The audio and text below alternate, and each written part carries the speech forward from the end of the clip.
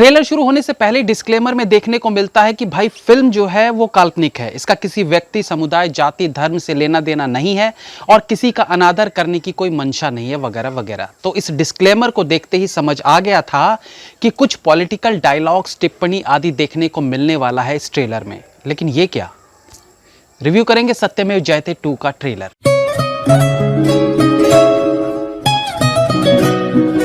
फिल्मों में rhyming match करके शेरो शायरी वाले भारी भरकम डायलॉग्स एक वक्त में जो मास ऑडियंस है उनकी पहली पसंद हुआ करती थी। मुद्दई लाख बुरा चाहे तो क्या होता है, वही होता है जो मंजूर खुदा होता है, और साथ में भारी भरकम बैकग्राउंड म्यूजिक वाले इस तरह के डायलॉग्स हुआ करते थे जिन पर थिएटर्स में खूब सीटियां और तालियां बजा करती थी। लेकिन क्या आज जब मीनिंगफुल फिल्मों का दौर है तो इस तरह के ओवर रिएक्शन वाले भारी डायलॉग्स, चिल्लाना, लार्जर देन लाइफ वाले एक्शन सीन्स लोग देखना पसंद करते हैं? शायद नहीं। ट्रेलर को देखते हुए मैं सोच रहा था कि क्या बॉलीवुड में इस तरह की फिल्मों से 80s 90s वाले जमाने में जाने का कोई प्रचलन तो शुरू नहीं हो गया है। इससे पहले भी एक फिल्म आई थी मर जावा, जिसमें इसी तरह के 80s वाली दोस्ती, मदद खुदा वाले डायलॉग्स देखने को मिले थे। तो उस वक्त तो उस फिल्म को एक बुरा सपना समझकर हम भूल गए थे। लेकिन अब फिर वही एक्स्ट्रा साउंड इफेक्ट्स और हुश के साउंड डालकर आड़े तिरछे कैमरा से बार बार एक फेस को दिखाते हुए राइमिंग मिलाकर जो डायलॉग्स बोले गए हैं, उसी वक्त समझ आ गया था कि पूरी फिल्म का लेवल कैसा होगा, ये फिल्म कैसी बनी होगी। ट्रेलर के पहले ही सीन में जॉन अब्राहम जो पहला किक एक गुंडे को मारते हैं और वो जिस तरीके से पीछे गिरता है, वहीं पर एक आइडिया लग जाता है कि इस फिल्म के एक्शन सीन्स में वायर का कितना बड़ा रोल होने वाला है। वो चाहे गाड़ी के इंजन को उखाड़ कर फेंकना हो या फिर आदमी बैठे सहित बाइक को उठा लेना। इस साला कौन से जमाने के फिल्म बना रहे हैं मिलाप और जॉन भैया। 56 इंच का सीना कह के कितने राइट विंगर्स को आप अपनी ओर खींच पाएंगे? आई मीन कुछ तो सेंसिबल सीन्स आपको डालने ही होंगे। पुलिस चाहती है मेरी कलाई का नाप हथकड़ी के लिए, जल्लाद चाहता है मेरे गले का नाप फांसी के लिए। 56 इंच, अरे ये तो राइमिंग भी नहीं होती है। मतलब कुछ भी सर जी।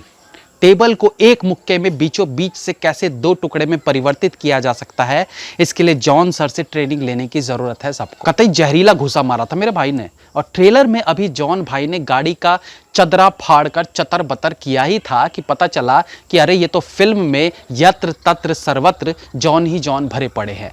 खूनी भी जॉन, नेता भी जॉन और पुलिस भी जॉन। आगे तो हम डर ही गए थे कि कहीं सफेद साड़ी पहने दिव्या भौजी के रोल में भी जॉन खुद ही ना आ जाए। एक जॉन भाई की ताकत दिखनी बंद हुई कि तभी वो वर्दी पहनकर बाकी का बॉडी प्रदर्शन शुरू कर देते हैं। अपनी पीठ पर टेबल तोड़वाते हैं और फिर अगेन एक भारी डायलॉग, 2 टके की जान लेने के लिए 56 इंच का जिगरा नहीं, 56 किलो का हथौड़ा चाहिए। अच्छा, ये हथौड़ा बोलते समय हाथ पर फोकस किया गया था, यानी वो हाथ को हथौड़ा कह रहे थे। और ये जो डायलॉग है इससे पहले बोले गए 56 इंच वाले डायलॉग के जवाब में बोला गया था। एक बार को तो लगने लगा मोदी जी और राहुल गांधी जी एक दूसरे को संसद में जवाब दे रहे हैं। अभी इसी उधेड़बुन में था कि योगी जी की एंट्री हो जाती है, यानी तीसरे जॉन भैया की, जो बोलते हैं हर गुनहगार को ऐसी मौत मारूंगा कि अगले जन्म में माँ की कोख से क्या बाप की तोप से निकलने में भी डरेगा। मतलब पूरा पॉलिटिकल माहौल बना हुआ था ट्रेलर में। अच्छा, यहां तक भी ऐसा लग रहा था जैसे सत्यमेव जयते 1 जैसा ही पैटर्न है, जिसमें एक आदमी गुनहगारों को मारता है और एक पुलिस वाला उसे पकड़ने का प्रयत्न करता है। लेकिन फिर अचानक से ट्रेलर की कहानी में एक नया मोड़ आता है और एंट्री होती है किसानों की। मतलब देश की कोई ट्रेंडिंग चीज छूटनी नहीं चाहिए। अब किसान, पुलिस और एक खूनी, 3 कैरेक्टर में आ चुके हैं जॉन भाई, जो एक दूसरे से कैसे कनेक्टेड हैं ये भी आगे पता चलता है। खैर, ट्रेलर पैट्रियोटिक होनी शुरू हो जाती है और डायलॉग्स भी। जिस देश की मैया गंगा है वहां खून भी तिरंगा है। तो आप समझ गए होंगे कि यहाँ संभावित सारे मसाले डालने की कोशिश की गई है। गांधी जी की हमेशा जय हो, लेकिन भगत सिंह मेरा बंदा है जैसे डायलॉग्स आज की राजनीति को देखते हुए डाले गए हैं, इस भरोसे से कि ये एक विचारधारा वाले लोगों को तो पसंद आएगी ही। ट्रेलर अपने अंतिम पड़ाव पर, अंतिम का भी तो ट्रेलर आने वाला है। तो ट्रेलर अपने अंतिम पड़ाव पर आती है तो नूरा फतेही एक आइटम सॉन्ग करती नजर आती है, जो जॉन अब्राहम की फिल्मों में होना जरूरी सा हो जाता है। दिव्या भौजी भी हाथ में डंडा लिए गुंडों को पटक रही थी। उनका फेस एक्सप्रेशन भी 90s की फिल्मों की महिला पार्टी की नेता जैसा रहता है। खैर ट्रेलर खत्म होता उससे पहले जॉन भैया आदमी सहित बाइक उठाकर साउथ की फिल्मों को larger than life action scenes में बराबर का कंपटीशन देते नजर आते हैं। सबसे आखिरी सीन में तन मन धन वाले डायलॉग के साथ जॉन जॉन जॉन आते दिखाई देते हैं और फाइनली इसके बाद सर दर्द की गोली खाने आप निकल सकते हो।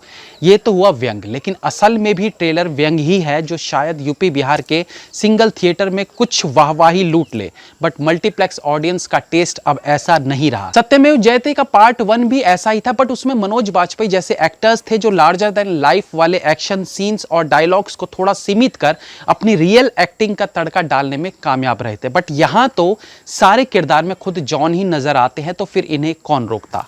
ट्रेलर डिसअपॉइंट करता है। लेट्स सी कि फिल्म का क्या हश्र होता है। Have a nice day.